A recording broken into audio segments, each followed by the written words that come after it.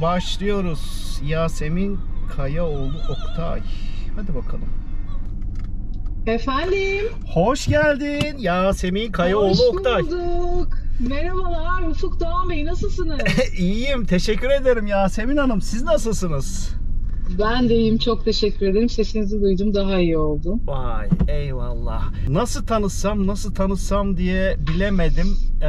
Sen de bahsetmek... Beni de Google'ladın mı? Ne yaptın beni? Google'ladım ama zaten bir dönem beraber okumuştuk. Oradan biliyorum. Maşallah Ayşegül serisi gibi işte Yaso İngiltere'de dil eğitiminde, Yaso gurbet ellerde Rusya'da çalışıyor. Yaso güneyde yatırım yapıyor. Yaso evlendi. Yaso dünyalar tatlısı bir çocuk hayatına girdi. Mavi'ye de selamlar. Oktay'a da buradan selamlar. Benim Google'lamam böyle oldu bilmiyorum ama çok marifetli bir insan, bir hatun daha doğrusu. Arada bir kopuyoruz galiba, değil mi? Yok, kopmuyoruz. Kopuyor muyuz? Yani kopmak... Tamam, pardon, ses gelmedi. Gecelere akıyoruz diyorsak akıyoruz şu an. Evet, yoldayız. Yolda mıyız? Yoldayız. Vallahi en güzelini yapıyorsun. Gerçekten başarıların devamını diliyorum. Her eline attığın şeyde hep başarılı oluyorsun. Eyvallah. Hep öyleydin seni tanıdığım süre boyunca. Çok teşekkürler. Hep bizden bahsediyoruz. Biraz da seni öveyim dedim. İşte sen de Amerikalara gittin, gezdin, birçok şey gördün. Bir sürü yarışmalarda birincilikler kazandın.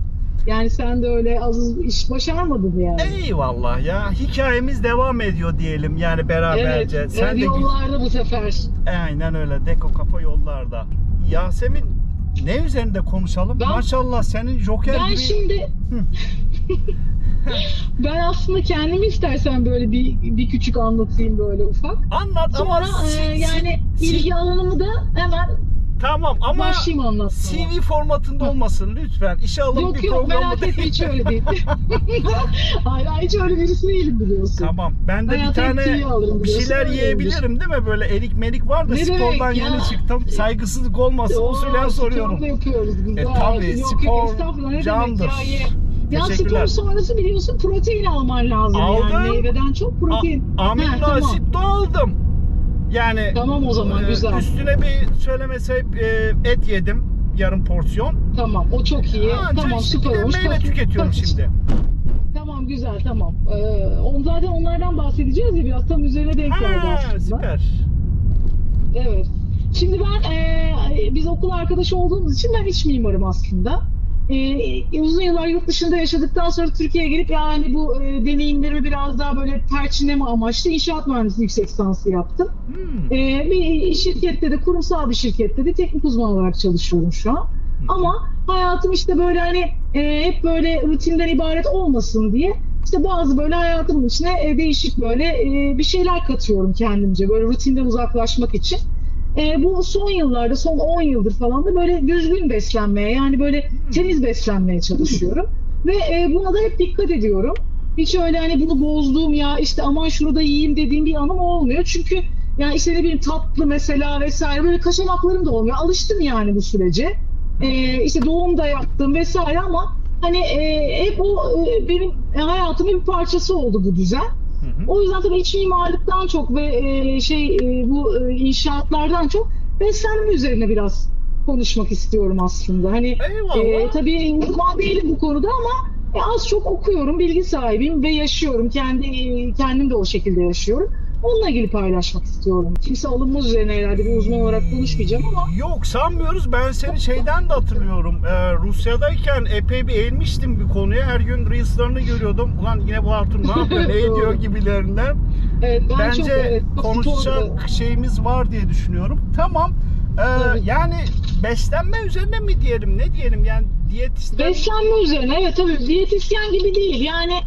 Sağlıklı ve temiz beslenme üzerine konuşalım. Yani diyetisyen olarak şunu yemeliyiz, bunu yemeliyiz tabii ki de bahsedeceğim ama yani böyle hani ders verir gibi değil. Yani böyle biraz hani yediklerimizi, içtiklerimizi neden böyle yiyip içmeliyiz ya da neden spor yapmalıyız? Aslında bunu birazcık konuşmak istiyorum. Tamam, harika. Yani neden aslında metabolizma, böyle? Yaşı, işte güzellik, detoks içecekler hepsi havada uçacak. Merak ediyorum. O zaman direkt formata giriyorum. Yani evin iç tanımını yapmıyorum. Peki girelim. Evvela bu beslenme nasıl bir daire tipinde yaşıyor? 2+1 mi, 1+1 mi, villa mı, şato mu? Stadyum mu? Yok, stadyum ev değil, pardon. Apartman mı? Ben şimdi onu sana kısaca bir anlatayım. Aslında yemek kültürü olarak bakarsak biliyorsun Türkiye uçsuz bucaksız Zengin. bir hani dünyaya nam salmış bir mutfağa sahibiz biz. Kültürümüz, hasadımızın çeşitliliği, her ülkeye nam salmış bir mutfağı var. Bu açıdan bakarsak ben bu çeşitliliği yani 10.000 metrekare büyüklüğünde hani sen de bilirsin bilmiyorum işte Los Angeles'ta bir ev var The One diye adında. 10 yıl sürmüş bunun yapımı. 42 tane odası var. İşte 6 tane havuzu var. Ondan sonra işte koşu parkuru var. İşte bowling salonu var evin içinde. Bu ev değil, başka bir şey ya. Var. Tabii evet yani bu Türkiye'nin mutfağı olarak söylüyorum. Ben ciddi anlamda o işte otundan tut da etine kadar her şeyde inanılmaz derecede uçsuz bucaksız bir hasadımız var bizim.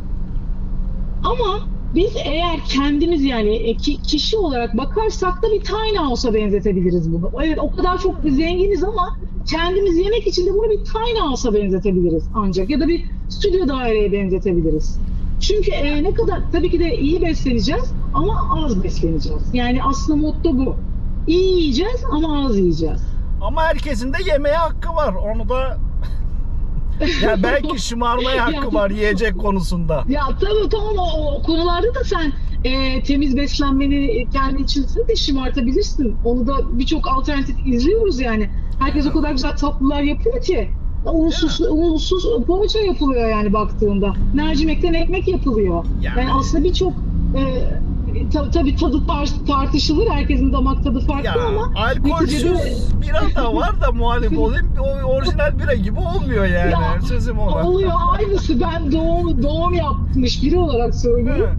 Aynısı. Tadı hiç değişmiyor yani. Tadı demiyorum. Biz o birayı neden 3-4 tane fazla içiyoruz? Hafif böyle biraz çakır olmak için değil mi? Tamam doğru. Evet, yani doğru gibi. Yani tad ayrı, bizde bıraktığı iz ayrı ama katılıyorum kesinlikle. Ya tabii damak tadı olarak diyorum evet. İnsanlar hep mesela çok tuz istiyor, çok şeker istiyor. Gibi. Ben şey diye düşündüm. Evet bazı duyguların bastırılması olarak gibi görüyorum onu ben. Çünkü çok fazla tuz yediğinde veya çok fazla mesela çayı şekerli içtiğinde bir çay tadı alamazsın. Sen şeker tadı alırsın. Şimdi... Ne bileyim bir salataya çok tuz dökme. Yani o sebzelerin tadını alamazsın gibi geliyor bana. Buradaki amaç ne senin? Sen öyle deyince şu aklıma geldi. Bu reklamlarda da ad kodlar vardır ya. Çikolata reklamında böyle jilet gibi mis gibi kaslı erkekler çıkarıyorlar. Ne ima ediyor? Çikolata mı adam mı yani mevzu? Onu ayık yapmaya çalışıyorum da. Evet onu söylüyorum. Ne orada amacın ne senin? Çay içmekteki amacın çaysa çay içeceksin sadece ama yani çay içmekteki amaç tatlı bir şeyler yemekse o değil bence. Anladım. Yani çay reklamında da hiç böyle güzel kadınlar ya da güzel erkekler görmüyoruz. Genelde bir çay bahçesi görüyoruz. Ekilirken, biçilirken. Evet kesinlikle öyle. Yani buradaki amaç özne farklı biraz ama diyorum ya insanlar alışkanlıklarından kurtulmak da birazcık zor.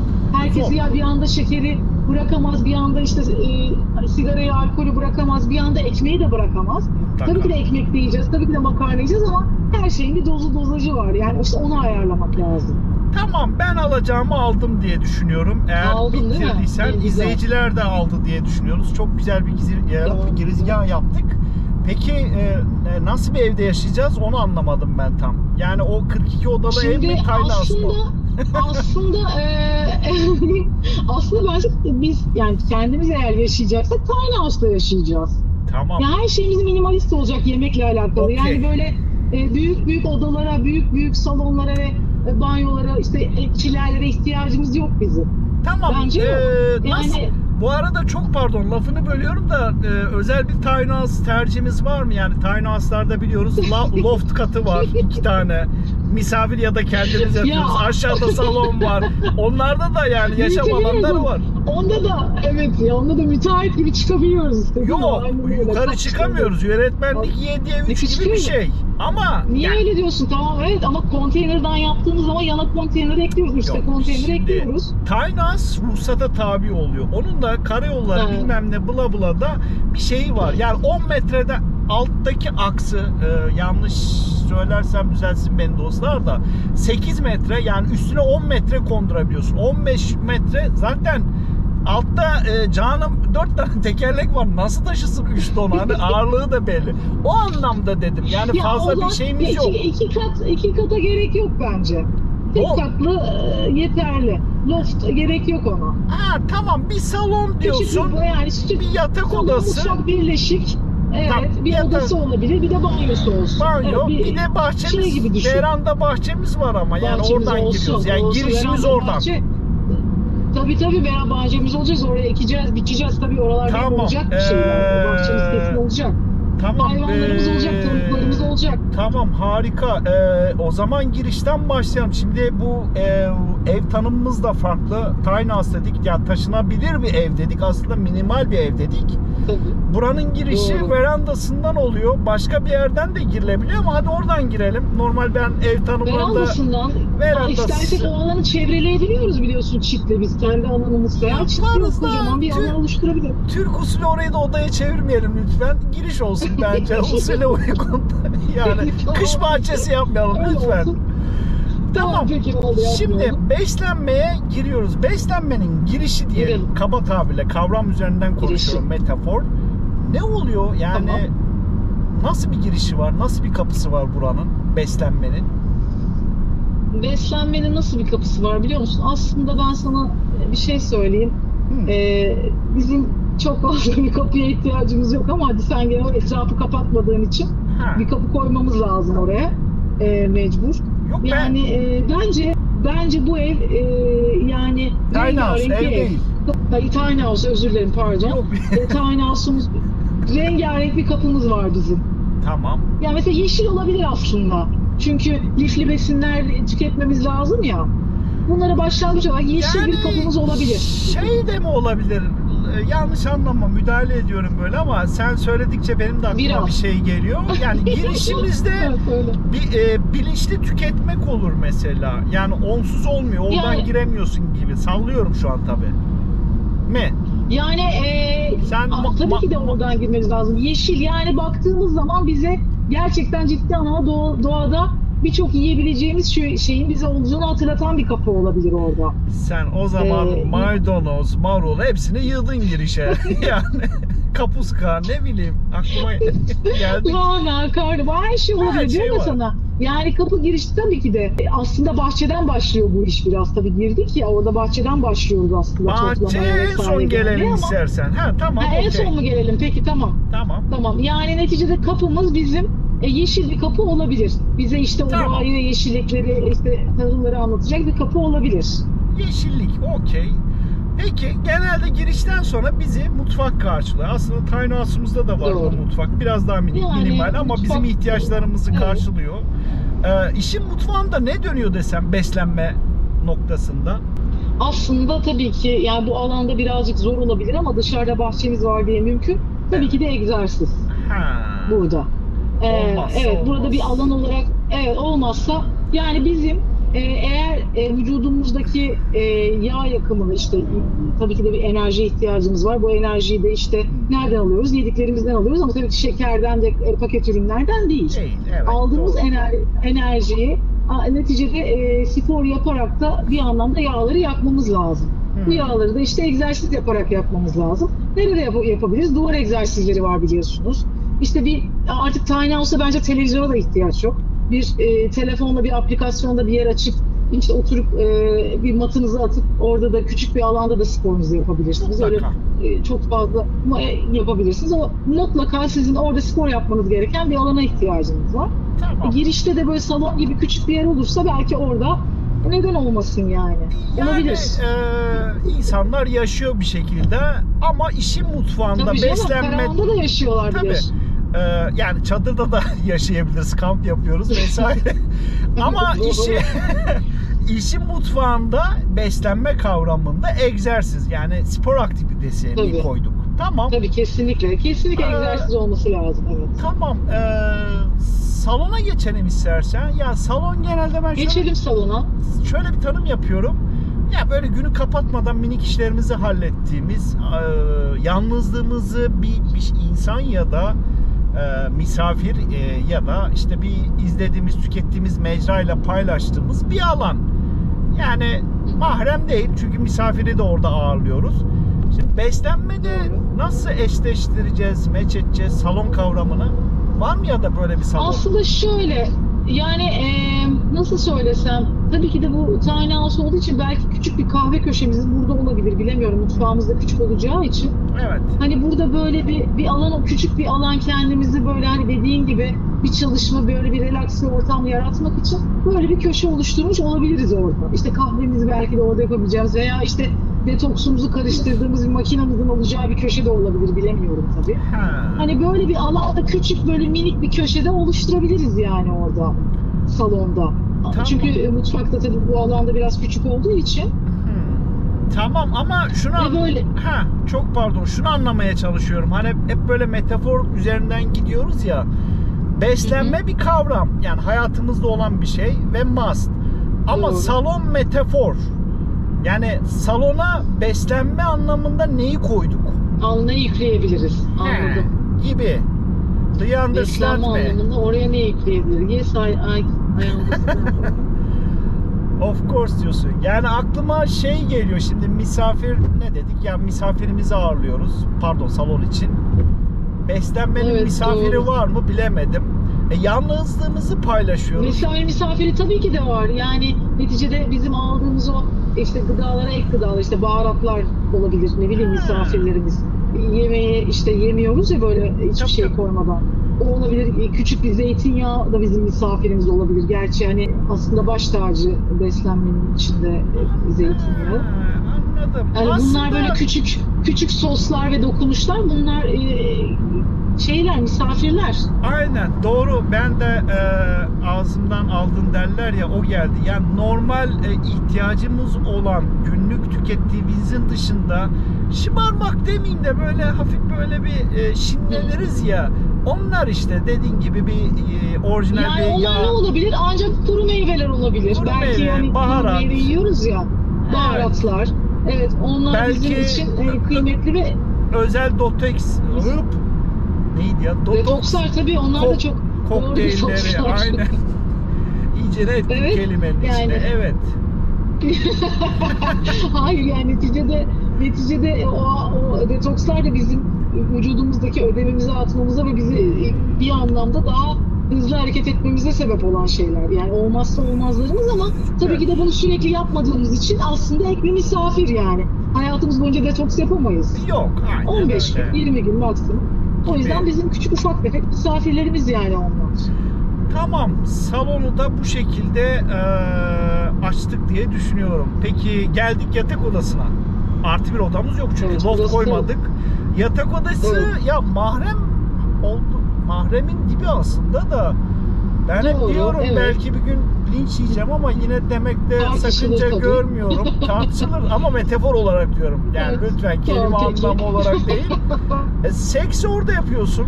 Farklı bir fantezin yoksa. Günü orada kapatıyorsun. Yeni güne orada uyanıyorsun. Uyku kuluçkası denen bir yatak mekanizması var. Böyle tuhaf bir alan. Yani bizim mutlaka günde 6-7 saat düzgün, aralıksız uyumamız lazım karanlıkta. Yani iyi beslenmek ve sağlıklı olmak istiyoruz, yani sağlıklı olmak için. Evet. Uykusuzluk işte cildinden tut da işte ensene kadar, ayak uçlarına kadar her şeyine etki eden bir faktör. Bu yüzden mutlaka bizim iyi uyumamız lazım. Yani insan olarak iyi uyumamız lazım. Peki. Ne yapacağız? İyi bir yatak, iyi bir yorgan, işte sentetik olmayan, iyi bir nevresim, iyi bir takım. Bunların hepsi bize sağlığımıza yararlı şeyler. Bunları kullanmamız gerekiyor. Peki O yüzden hani beni okuldan tanıyan bir insansın. Fazla uyuyan bir insanın bunun zararı var mı? hiç. Tabii ki de uykusuzluk en kötü rahatsızlık. Ben sana bir şey söyleyeyim mi? Hayır fazla Spor yaparsan uyumanın ve fazla uyumak iyi bir şey değil. Heh. Vücudundaki organların iyi çalışması için yani çok uyumak ve az uyumak, ikisi de çok kötü. Oo, ben sıçtım desene. Evet. Evet, aynen, sen çok uyuyorsun gerçekten ya. Evet, bu ne olacak bilmiyorum ama uyku çok iyi bir şey değil yani. 8 saat, 7 saat insana yeterli uyku için. Ben de hep kendimi kandırmışım yıllarca. Çok fazla uyuyan, çok fazla hiç yaşar yok. diye. Çok kötü. Maalesef. Hayır. Çok iyi yaşamak istiyorsan spor yapacaksın, egzersiz yapacaksın, iyi besleneceksin. 6 sene hayatını uzatacaksın. Tabii trafik kazası vesaireleri saymıyorum yani. Tamam, Sağlıklı aynen. yaşamak için 6 sene hayatını uzatmak istiyorsan eğer spor yapacaksın, iyi besleneceksin ve düzgün uyuyacaksın. 7 saat uyuyacaksın. Yani çok daha fazlasına ihtiyaç yok vücudun. Tamam.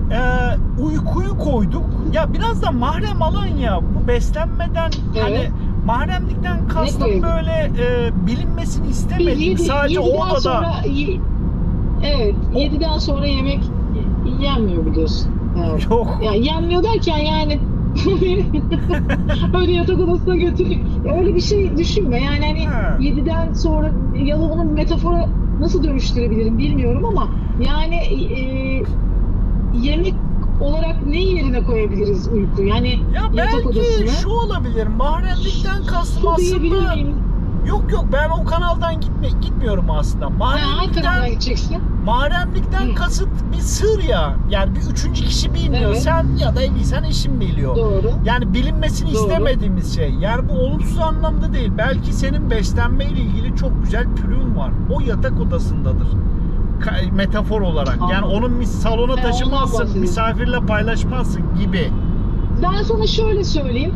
Eğer gerçekten ciddi anlamda kendime iyi geldiğini bildiğim ne varsa ben herkesle paylaşırım. Yani onu hani o tabii herkese listemi de gönderirim, herkese detoksumu da yapar, içiririm. Yani böyle ama bu bende kalsın. İşte bunu kimse ya da ben bunu şöyle olabilir.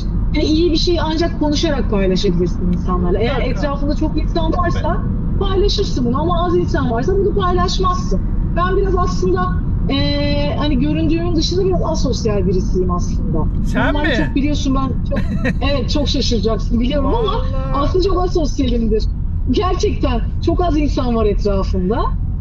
Ama neden? Çünkü arındım artık. Yani böyle biraz yalnız kalmak da bana iyi geldi bu Rusya'dan sonra. O yüzden böyle kendim de biraz yarış halindeyim hayatın içinde. Belki de hani bunu koyabilir miyiz bilmiyorum. Herkesin böyle bir şey var mı diye böyle bir kendi içinde bir mahremi ya da kendi içinde bir sakladığı bir şey. Ben hani yalnızlığı seviyorum. Kendim böyle bir karakterim artık. Eskisi gibi değilim. Okuldaki gibi değilim yani. Değiştim. Hani bu olabilir belki bilemiyorum. Herkesin böyle saklamaktan kastım çok paylaşmamak hani. Evet, yani böyle tabii ki de yediğin içinden bahsetmiyorum yani. Ben de kalsın anlamında, gerek yok anlamında. Ben de kalsın. Evet doğru tabii evet. Aynen öyle. Biraz da böyle herhalde insanlarla kötü olmayı sevdim ya. O yüzden uzak kaldıkça kötü oldum. O yüzden sevdim bunu da. O yüzden böyle devam yani. Peki yatak odasına anladığım kadarıyla seks de yok yatak odasında. Yani beslenme konusunda. Ben bunu anlıyorum. Onu neye benzeteyim ben seni? Ben sana benzeteyim seksi mesela. Arzu nesnesi diyebiliriz oradan. Mesela bir meyve kokteylini benzetebiliriz mesela bir meyve kokteylini. Süper konulu diyorsun işte yani. Muzu çileği tabii ki kesinlikle rengarenk yani öyle söyleyeyim sana. Hani sen biraz da kendi deko kafaya biraz beni çek anladın mı? Sen mesela beni buna it, sen bana sor.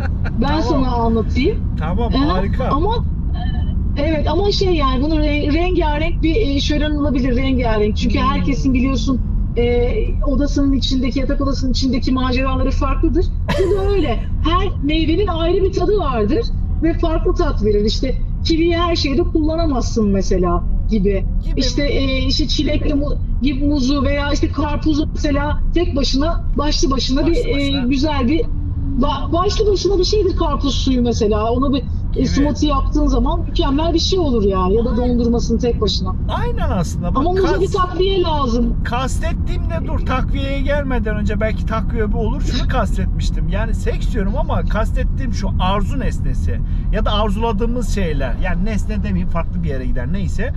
Arzuladığımız şeyler ya atıyorum günlük hayatta lan ihtiyacımız yok. Elimizdeki telefonun modeli 15, 17 çıkmış. Lan bir bunu tüket ondan sonra al. Arada fark yok ki. Ama bir dayatma var bize. İlla alacaksın. Sende gözükecek. Neden biliyor musun? Ben sana onu söyleyeyim. Bak ben buna sana da çok güzel bir örnek vereyim. Ben sitede oturuyorum. İşte benim oğlum araba istiyor. Küçük araba. 1 yaşında biliyorsun Mavi. Küçük arabalardan istiyor. Bunun skalası 4.000 lirayla 40.000 lira arası. Ben kaç paralık araba aldım Mavi'ye? 40.000 liralık araba aldım. Neden? Çünkü neden? Popülasyon yani seni site buna itiyor. Sen bunu istemiyorsun aslında kendi içinde ama popülasyon böyle bir şey. 4.000 liralık alıp da diyorsun niye böyle olsun 40.000 liralığını alayım diyorsun. İşte, alıyorsun yani Ve kendi kendime sonra sürekli sorgu halindeyim. Niye ben böyle bir şey yaptım Niye diye. bayıldım? Ya hepimizin başına geliyor. İyi bir örnek oldu da şimdi buradan beslenme ve yatak odası sekse bağlamak gerekiyor. Yani buradaki arzuladığımız şeyler ne olabilir? Acaba hani aman tanrım çok Hep güzel. daha fazlası mı diyorsun? Ha, evet, güzel. O da güzel. mesela ne olur? Tatlı olur beslenmede. Tatlı yiyince insan aslında şekerin düşürüyorsun. İnsülin düşürüyorsun sen orada. Aslında Ama halsizleştiriyor seni bir yandan da. Tatlı yersek de bu sefer mutfak kısmına abanmak gerekir. Orada da exercise vardı. Yani egzersizimiz vardı. Tabii canım. Tabii ki. Ya çelişiyor yani, anladın mı? Anladım. O yüzden ya tatlıda belki dondurma olabilir. Tatlı bir kaçamak. Belki o yedikçe insanın yiyesi gelir. Çekirdek diyeceğim ama o da olmaz. Kavak çekirdeği. Belki Ya da yedikçe yiyesi gelir insanın. jöleyle avuturuz ya da detoks tatları varsa bilmiyorum. O da tatlısı olur mu? O da ayrı bir konu ama. Tabii Gibi. tatlı içine hurma koy, muz koy. Ondan sonra chia tohumu koy. Gibi. Hurma koy, kayısı koy. Al sana tatlı smoothie. Tamam. Çilek koy. Tamam işte mis gibi bir smoothie yaptın harika. sen. Süt koy bir de içine. Oh vallahi ağzım sulandı ya. Elimde hala elma yiyemiyorum. Bekletiyorum. Elma da güzeldir bu arada. Tok Güzel. tutar. Tavsiye Aynen ederim. öyle. Bir de vitamin dolu. Peki Tabii canım. banyoya Çöpüyle geçiyorum. ye ama. Çöpü de çok kıymetli. Ben vallahi bak çöpünü yedim gösteriyorum. Çöpüne kadar burada. ye yani, öyle Hepsini söyleyeyim. yutuyorum. Çekirdek Ha, tamam. dahil. Hepsi. Evet aynen süper öyle yiyecek. Portakalı da Süper. veya mandalina da yıkarım, kabuğunu da yerim. Orada da değerli vitaminler varmış. Ciddi Tadı misin? da Bak hoşuma onu bak hiç gidiyor. yapmadım ben. Bak güzel süper, bak onu hiç denemedim. Güzel, aynen. Hatta alkol kokteylinde de fena gitmiyor kabukları. Neyse, Öyle mi? öyle. Güzel bilgiler. Eyvallah. Arada bir eski barmenliğimiz Tabii, tutuyor diyelim. tabii. Peki banyoya geçiyorum. Tamam geçelim. Banyo yani nasıl bir yorum yapayım bilemedim. Şimdi Biliyor musun şimdi banyo ıslak zemir, ıslak hacim biliyorsun. evet. Islak hacimde biz neye karşılaştırırız? Su. Yani suyu belki özdeşleştirebilirim şey olarak. Tamam ben de sana Neden? yardımcı Suyu olayım. içmezsen Ha. olmaz. Yani susuz bir beslenme olmaz. Günde en az 2,5 litre su tüketmen lazım. Tamam. Gerçekten her hücrene yarar sağlayan bir şey su. Kesinlikle. Hani belki bunu öyle yani tüketmemiz lazım yani. İyi, ama güzel su tüketmemiz lazım. Hayattır kesinlikle Musluklardan bahsetmiyorum. katılıyorum ama ben biraz daha farklı bir pencereden bakmanı istiyorum. Şöyle Bak bakalım. Bakalım. Senin bakmanı istemen için ama benim Tamam, bir açıklama yapmam lazım. Şöyle ki aslında evet banyoda su var, duş alıyoruz, dişimizi fırçalıyoruz, bir rahatlama alanı, sifonu çekiyoruz falan ama özünde bunu sağlık için yapıyoruz. Yani evet dişimizi fırçalıyoruz işte çevreye yani yanımızdaki insana kokuyu rahatsız etmemesi için. Hayır canım dişlerimiz çürümesin diye. Tamam aynen diş var hekimi- olan Yani. diş sağlığını korumak için özünde sağlık yapıyor. Tabii ki de. Aynen kesinlikle o. Evet Duş doğru. alırken de aynı şekilde öyle. Yani bir de buradan bakarsak yine mi suya bağlayacağız su içmeye onu merak ettim. Hayır.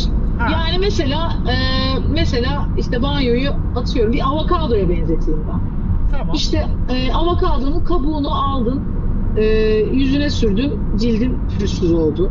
Oo. Çekirdeğini rendeledin, zeytinyağına koydun, kavanozun içine koydun. Al sana güzel bir yağ. Bunu kullan. Çok güzel bir yağ oluyor. Avokado yağı. İşte avokadonun kendisi lifli bir besin. Hücreleri tamamen yeniliyor. Mucizevi bir artık meyve diyeyim. Çoğu insan sevmez bunu. Ben severim. Onu peynirle biraz. Evet. Salatası herkes harika. sevmez. Üzerine yumurta. Ya müthiş yumurta üstüne kır ye, peynirle ye, sade ye. Yani şöyle söyleyeyim sana resmen bir mucizevi bir meyve yani. Aynen ben Yani her böyle bir türlü şey oldu. gömerim. Her türlü evet ama çekirdeğinden kabuğuna yani öyle söyleyeyim Öyle sana. öyle aynen. Çok kıymetli bir meyve. Bu banyo da böyle yani çok amaçlı. İşte dediğim gibi hem sağlığını her yerinden tuttuğun bir yer. İşte duş alman lazım ki vücudunda işte o teri, o toksikleri atabilesin diye neticede. Doğru. Derinin de yenilenmesi için duş alman lazım. İşte dişleri fırçalaman lazım. İşte kulağını temizlemen lazım. İşte burnunu temizlemen. Neticede birçok hepsi sağlık için aslında. Ben kimse için bunları yapmıyorum. Kendim için yapıyorum bunu. Tırnaklarını kesmen lazım. İşte bu da çok yönlü bir şey. Yani o yönü de ancak o şekilde bir meyveyle ya da işte sebze mi diyeyim artık meyvedir herhalde o. onunla lifli bir meyve özdeşleştirebilirim. İhtiyacımız olan şeyler diyelim, bitkiler. Limon da öyle, ya da kabuğundan meyveleri. tut da işte çekirdeğine Evet. kadar her şey. Yani limonun içine muzun içindeki kabuğu soy, içine koy. Limonun kabuğunun böyle kes ortadan ikiye koy. İçine biraz Hindistan cevizi yağı koy, topuğuna koy. Sabaha kadar kalsın. Topuğunu sabah tanıyamazsın. Allah Allah. Bir daha söyle. Evet, sabah limonu kes ortadan ikiye. Tamam, kestim. İçine muzu yedikten sonra içinde böyle bir kısım kalıyor ya, böyle hani pütür pütür bir kısım. Onu eline kazı. Tamam. Muzu tamamen kabuğundan kazı. Tamam. İçine limonun içine koy onu. Sonra içine Hindistan cevizi yağı koy. Karıştır içinde biraz limonun. Sonra Hindistan topuğunu sür. cevizi yağı dışarıdan mı aldık, Yağı. biz mi yaptık? Tabii dışarıdan aldım onu. Tamam, Dışarıdan okey. aldım. Onu kullanıyorum. Ben mesela yumurta kırarken onu kullanıyorum. Hindistan cevizi yağı kullanıyorum. Wow. Böyle mat bir yağ oluyor. Çok sulu değil, evet.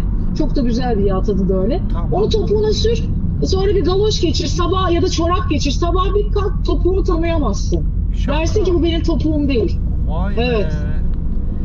Aynen öyle. Yani böyle diyorum ya, bunların hepsi aslında yani çok ufak tefek şeyler ama inanılmaz derecede yani sebzenin meyvenin ekstra da vücutta fiziksel olarak yararı var. Aslında sen öyle Yani konuşunca işte şey aklıma geldi. Ya doğada o kadar çok ilaç var ki doğanın bize verdiği. Evet, kesinlikle. Aynen öyle, Hakikaten kesinlikle. yani. Ya. Hiç öyle hapa falan gerek yok.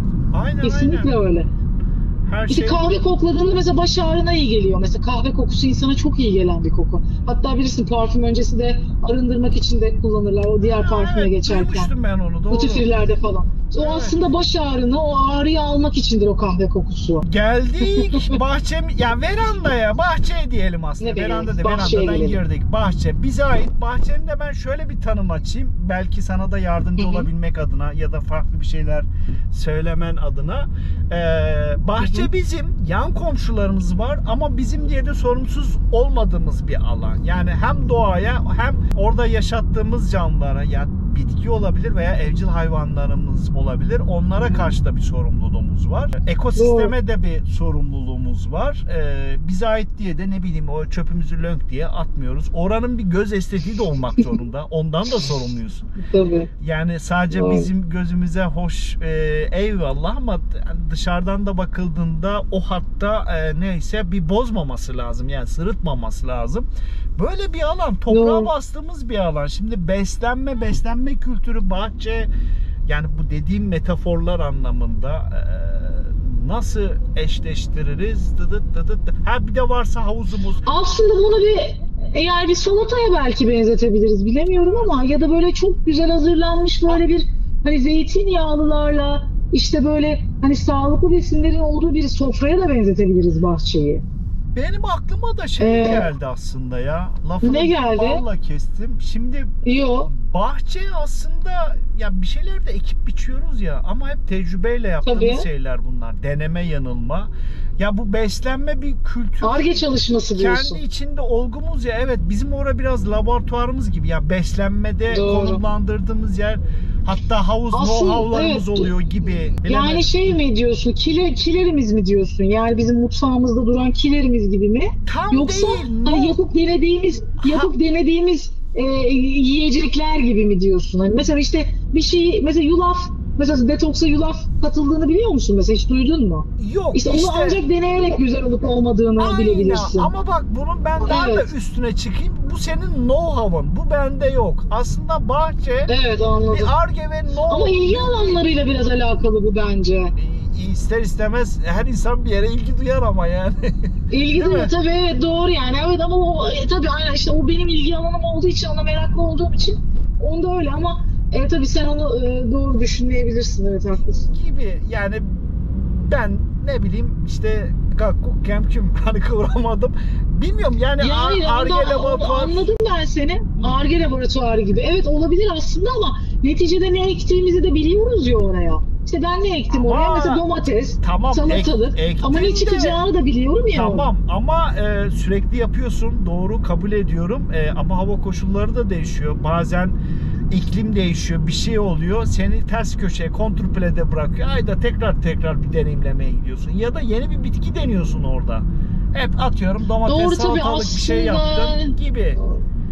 Ya bir de işte ne bileyim. Mesela işte bir balık yaparken işte bilirsin işte defne, biberiye falan bilmiyorum sen koyar mısın onları için? İşte soğan, limon, sarımsak, bir fırına balığı verdiğin zaman yanına bir sürü işte ek şeyler koyuyorsun. O balığı aslında balık kendi başına çok lezzetli. Çok. Ama neticede ek işte ek bir şeyleri koy, ek baharatı veya ek işte sebzeyi koyduğumuz zaman inanılmaz derecede tadı değişiyor mesela. Bence Evet. değişiyor tabii. Aynen. İşte bunun gibi işte onu da ancak deneyim işte biberiyeyi dur koyayım ya da tabii ki de görüyoruz bunları ama işte gördükçe veya yaptıkça daha da değişiyor ve gelişiyor. Aslında doğru söylüyorsun ya bir anlamda Ar-Ge çalışması yapıyoruz mutfakta. Gibi aynen. Valla taynasımız Biz oldu. akşamları mesela canın işte süt çekiyor mesela ama tatlı bir şey de çekiyor. Süt içiyorsun. Sütün içine tarçın koy mesela biraz. Al sana tatlı bir süt. Ama sağlıklı bir süt. Sütü de bu arada çiğ süt içiyorsun. Pastörize içmiyorsun tabii onu da söyleyeyim. Yani sütlaç da özünde yani evde yaptığımız sütlaç Tabii. değil mi aslında? Tabii evde. Tabii aynen öyle. Kesinlikle öyle. Sağlıklı. Yani orijinal. Tabii yani eğer şekeri abartmıyorsan şeker var ya içinde neticede. Bir de başka bir şey atıyorduk ya. Yok. Neydi ya? Böyle eve geldim bir pekmez tane olabilir. nar. Nar. Nar da atılıyor. Üstüne. Evet. O biliyorsun şeyi bile biliyorsun bizim. Aşure biz. Ya aşure yapıyoruz ya biz her şeyi içine koyuyoruz. Yok sütlaçta da. Ya Annem mesela sütlaç pardon. Ha. Ama o da aşure de diyebiliriz aslında. Birçok işte sebzeyi içine tahıllı koyduğumuz bir tatlı. Ve annem onu pekmezle yapar benim. Şeker koy. Ben şekerli yemediğim için. Süper. Ve inanılmaz ben çok seviyorum. Tolga yemez mesela ama ben çok seviyorum yani. Ne güzel. O illa böyle şekerin tadını olacak. Ama dediğin gibi yani aslında bir Ar-Ge çalışması bahçe. Aynen. Valla taynasımız bahçesiyle oldu bitti galiba mu? ya. Oldu mu? Oldu. Oldu vallahi çok güzel oldu. Herkesin de canı çıktı. Çok güzel konuştuk belki bilmiyorum ama Bence de. İnşallah keyifler güzel olur. Olur. Olacaktır diye umuyorum. Ya benim merak ettiğim bu alanla ilgili şahsi sorularım var. Ya bu nasıl furya oldu detoks? Ya bundan 10 sene önce yoktu veya 15 biraz da cahilliğime maruz gör ama bir anda böyle bir furya oldu. Influencerlar onlar bunlar her yerde bir kelime anlamında demiyorum. Yani nereden icat oldu? Yani böyle nüfus olarak obeziteye kaydığımızdan dolayı bir kaygıdan dolayı mı yoksa estetik olarak güzel görünüp karşı cinsi cezbetmek mi diyeyim? Bir yuvarlayarak kaba tabirle dedim ama senin fikrin ne? Sen tabii ki sağlık diyeceksin de ben genel ondan da işte aslında ben bu işe biliyorsun Rusya'da başladım. Hani ben paylaşımlara falan da. O zamanlar bu kadar çok fazla da yoktu yani 4-5 sene önce. Evet yoktu. Ben paylaşıyordum mesela çünkü ben yalnızdım orada. Benim bunu paylaşabileceğim ve işte bunu sunabileceğim kendimden başka kimsem yoktu. Aslında ben kendi kendime çok da gülüp inanılmaz eğleniyordum yani. Aynen o ekrandaki gibi. Orada başladım. Aslında bir anlamda yalnızlıktan başladım ben. Ben aslında herkesin bir anlamda böyle yalnız olduğunu ve aslında yalnız olduğunu ve bir anlamda işte depresyonda olduğunu ve depresyonu aşmak için de bir şeyler yaptıklarını insanların düşünüyorum. Bu da nedir? Paylaşmaktır. Benim aslında bu işte herkesin her şeyi paylaşmasındaki sebep tabii ki de bir anlamda takdir.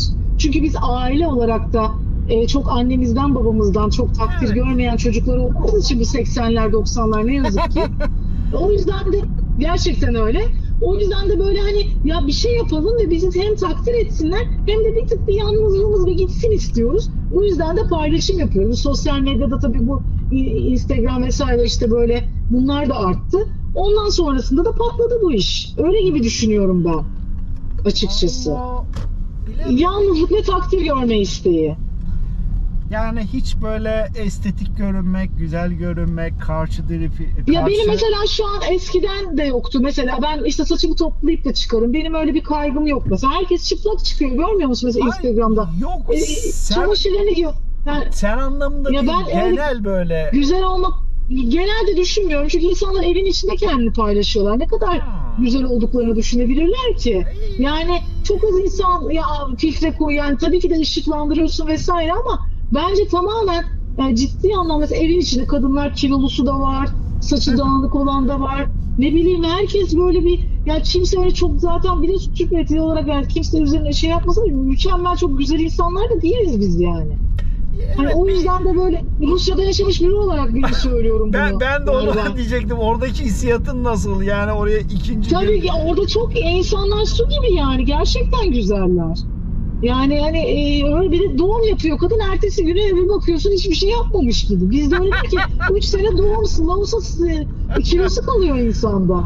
Vay be yani. Yani tabii ki de bu neden kaynaklanıyor biliyor musun? İşte bu da yaşam şartları, işte geçim sıkıntısı vesaire. Yani insanları da burada tabii ki de küçümsemiyorum. Yani kimseye kötü bir şey söylemiyorum. Yani herkesin bir ayrı bir problemi var. Kimse kendini fiziksel görünüşe de çok fazla ne yazık ki ilgileniyor. Atıyorum kaç kişi brokoli alabiliyor ya da kaç kişi işte kuşkonmaz yiyebiliyor. Hepsinin kilosu olmuş 100 lira 150 lira yani baktığında. O da var. Doğru. Hani sağlıklı besler ama tabii ki de hani buna da bu açıdan da bakmak lazım. Tabii Yasemin Özilhan paylaşır yani şeyi bir tane ceviz var ya kilosu 900 TL. Ya onu paylaşır tabii, onun o tuzu kuru yani ama herkes öyle değil. Neticede bir anlamda işte insanlar da bununla bir çıkış yolu aradılar. Neticede para da kazanıyorlar, ciddi paralar kazanılıyor. Böyle de paylaşım yapıp reklam yapmaya başladılar. Herkesin de yolu açık olsun yani. Valla ben de izliyorum herkesi böyle. Aynen, biz de izliyoruz, tüketiyoruz, alacağımızı alıyoruz. Tabii kesinlikle. Evet. Ama tabii o konuda da tüketme konusunda da çok çılgınız yani. Hepimiz öyle işte. Arabadan bahsettim sana işte, görüyorsun. Aynen yani sonu yok bunun, öyle bir dünyadayız, yok. Yapacak bir şey yok. Algoritmalar bile YouTube Short'ta 28 saniye sınırı var yani bütün meramını 28 saniye sığdırmak zorundasın ki sığdırıyor da insanlar insanlar seni izlesin, bir görünür ol yani, görünürlükten kastım ulaşman lazım bazı insanlara falan filan, topluluğa. Tabii kesinlikle var, herkesin de bir kitlesi var yani baktığında, herkes de izleniyor yani. Var. Valla bir tane daha sorun vardı ya Yaso sana. Sor güzel soru, ben sevdim. Bu hani beslenmeyle ilgili başına gelen trajikomik, bahsetmek istediğin bir olay, olgu, bir şeyler var mı? Bizi güldürebileceğin. Bahsetmek istediğim. Trajikomik diyelim de. Komik illaki vardır. Ama biraz ders çıkarttı. Yani anladım, öyle bir şey istiyorsun yaparken sen. Biber yerine şeker koyup sonra kusman sallıyorum hani. Aslında hiç öyle şeylerim olmuyor ne yazık ki. Çünkü hep böyle kendim bilerek böyle yaptığım için. Ama tabii Mavi şimdi benim biliyorsun oğlum. Ve Mavi'ye yemek yapıyoruz biz ve ben her seferinde böyle sebze yesin falan diye bir anne olarak çok fazla üstleniyorum. Fakat çocuk gel gör ki eline Erol Taş gibi tavuğu budunu alıp çevirip yiyor. Şaka. Yani hiç öyle, evet kesinlikle tam bir etomur yani. Babası yani neyse böyle hakikaten armut dibine düşüyor. Yani o yüzden hiç öyle şey olamıyorum yani. Gurur duyamıyorum o konularda. Eti yiyor çocuğum. Mavi tasarım yapılırken yani tencereleri kuracağım ama karbon biraz diğer tarafa kaymış galiba. Fazla, evet. Ya tabii canım, kesinlikle yani. O yani şöyle söyleyeyim, alerjik yerleri bile aynı ikisinin. İkisinin de aynı yerden alerjileri artıyor. Ya bu kadar benzerlik olmaz yani. Ama tabii çok mutlu, çok güzel anlaşıyorlar baba oğul. Çok güzel paylaşımlar yapıyorlar. Ama dediğim gibi yani ben ne kadar böyle iyi olsun, şöyle olsun, böyle olsun dedikçe hep bir taraftan tabii ki de daha bebek ama neticede bakalım ne olacak. Ama mesela biz sucuk aldık mesela, ayıptır söylemesi, ama ben iyi bir yerden yani böyle amca kendisi yapmış kasapta. Ben biliyorum öyle olduğunu. Babam da rahmetli hep öyle oradan alırdı. Dedim ki Mavi'ye denettirelim. Biz normalde yemiyoruz yani sucuk salatsız. Naçizane bir denesin dedik. Ya elinden alamıyoruz Ufuk çocuğu. Yani öyle bir yemek, öyle bir şey, bir de masada görüyor mesela, biz vermedik dedim ya bu daha yemez artık. Bağırıyor çığlık çığlığa, ben yiyeceğim, bana onu verin diye, böyle nasıl? Yani dediğim gibi Tolga'nın aynı yani, hiçbir farkı yok. Ama artık almıyorum tabii sucuk falan da. Ailenin gurbesi. Yasak, evde yasak. Yasak. Evet yasak artık. Evet yasak. Vallahi Yasemin çok teşekkürler. Eğer ekleyeceğim bir ben teşekkür ederim. Neşelendirdin ya çok bizi. güzel benim için. Farklı bir alandan gol attın, güzel goller attın. İyi anlamda diyorum. Aslında senin çok çok farklı uzmanlıkların da var. İnşallah ilerleyen zamanlarda onlardan da bir program yaparız. Ne bileyim, bir İngiltere ya da bir Rusya maceranı özellikle merak ediyorum. Olur. Yani orada çok konuşulacak konu var. Kültür farklı, Tabii güzellik, estetik, Evet. kadınlar çok, erkekler az. Doğru beslenme 10 var. sene yaşadım, az değil ya. Az da değil. Yani Çocuk olsa 10 evet, yaşında olacak. O kadar değerli bir zaman Evet, yani. kesinlikle. Ya hakikaten Rusya'dan bahsetmek isterim. Yani Türk erkekler özellikle gitmek isteyenler de varsa dinlerler bizi, yazarız altına da. Hani Rusya gerçekten çok güzel detay bilgiler verebilirim yani. Ya şeyi merak ediyorum kapatmadan evvel. Yani biraz böyle genelleme bir soru olacak ama sen tabii kadın kimliğinde değil de dışarıdan bir kimlikle, yani ne kadın ne erkek, bir göz olarak cevaplarsan daha çok mutlu edersin biz erkekleri. Rus kadınlarının Türk erkeklerine bakışı diye jenerik bir şey sorsam, yuvarlasam, var mı ya da öyle bakış? Biz efsane uyduruyor muyuz? Yani Bulvar şöyle gazetesi söyleyeyim gibi. size. Şöyle söyleyeyim. Mesela benim orada Rus arkadaşlarım vardı. Okula gidiyorum veya işte çalışıyorum. Hepsi Türk'le evlenmek istiyor. Hepsi. Allah Allah. Nerede Yani bunlar? ya arkadaşın varsa beni tanıştır. İşte o senin arkadaşın ve Instagram'da takip ediyorsa. Yani şöyle söyleyeyim. Neden? Çünkü Rus erkekleri alkol kullandıkları için ve pasif oldukları için bu sebeple istemiyor kadınlar ve evde gerçekten ciddi anlamda pasif Rus erkekleri. Yani yüzde olarak zaten popülasyon olarak da erkekler az orada. Kadın popülasyonu daha yüksek. Nüfussal anlamda. Evet. Tabii kadınlar gidip erkeklere çıkma teklif eder orada. Kadınlar gidip sinemaya gidelim der. Erkekler söylemezler yani. Çünkü kadınlar bunu yapıyorlar. Ya, Evdeki bütün erkek kadınlardadır orada. Yasemin, Allah cezanı vermeye, iyi mi? Madem öyleydi zamanda niye hiç tanıştırmadın? 10 sene bir de Niye ya. hiç gelmedin? Gel şunu diyeceğim ama gelmedin ki. Zarf mark bir şey, mektup atacaktın, öyle olmaz o işler. Ne? Ya olur mu öyle şey? Bak burada arkadaşlarım var, seni beğenecek potansiyelleri var. İki gel gör. Hemen anında jet kaldırdık mı yani buradan? Evet yani öyle, çünkü yani ciddi ya, bir de kadınlar hem güzel hem böyle eşlerine sadık. Yani böyle düzgünler de yani baktığında. Hiç öyle kötü bir Rus kadınla da tanışmadım. Vallahi biz de görmedik oradan ve benim buradan. bütün Türk arkadaşlarım hepsi de Rus'la evlendi. Öyle söyleyeyim sana. De bizi es Evet, geçmişsin. Neyse. Yok. Vallahi gene gidersem neden olmasın yani, bakarız. Yok. İşler belli olmaz. Şimdi işin şakası bir yana tabii ki de Rus kadınlar olsun, Türk kadınları olsun, Amerikalı kadınlar olsun, iyi ki varsınız. Evvela annesiniz, Ya, başımızın kadınlar üstünde çiçektir, yeriniz vallahi var. öyle. Evet, Milletlere Tabii, bölmeyelim. kesinlikle. Güzellik görecelidir. Tabii. Kiminin kaşını sevdalanırsın, kiminin dudağı, kiminin bakışı. Herkes Tabii güzeldir canım, bence. aynen. Öyle bir toparlayayım, yırtayım diyorum. Çünkü konu farklı bir yerlere gitmesin. Güzel toparladın. Güzel toparladın. Öyle diyelim ve Tamam. sona geliyorum. Bitirelim istersen, Tamam. ekleyecek bir şey yoksa. Sıkmayalım insanları da. Evet. Sonra tekrardan tabii görüşürüz Ama gene. Ben katılırım ya. Güzel oldu. Sözün olsun, bir Rusya bölümü yapalım. Çok merak Tamam. ediyorum. Yani Rusya bölümü yapalım. Yapalım Hatun kesin. nezdinde değil. Yani hani sen de sanat Tabii eğitimi canım. aldın. Ben de Ben 5 tane şehrimde yaşadım ayrı. oranın Tabii, bir tabii. Midtown'u nasıl, toplum yapısı Tabii, nasıl? tabii, kesin. Yani Rus kadını bir magazinsel konu ama daha derin konular var diye kendi Hepsini aklımdan konuşuruz. Vallahi çok harika olur. Bunun da sözünü almış olduk. Yemesinden tut da içmesine kadar Aynen, hepsinden bahsederiz aynen. ya. Evet, Hı. Yasemin'den bunun da sözünü almış olduk. O zaman teşekkürler tekrar Yasemin. Ben başarıların devamını dilemeyeceğim çünkü zaten hep başarılıydın Ufuk. Bunda da başarılı Eyvallah. olacağını biliyorum. Eyvallah. eyvallah. O yüzden görüşeceğiz zaten. Mutlaka. İrtibatı koparmayalım diyorum. Ne Zaten diyeyim? bu cumartesi görüşeceğiz. Bu aradan duyuru yapalım. Görüşelim, Biz evet. kimiz? Evet, Ünvanımız yapalım. iç mimar.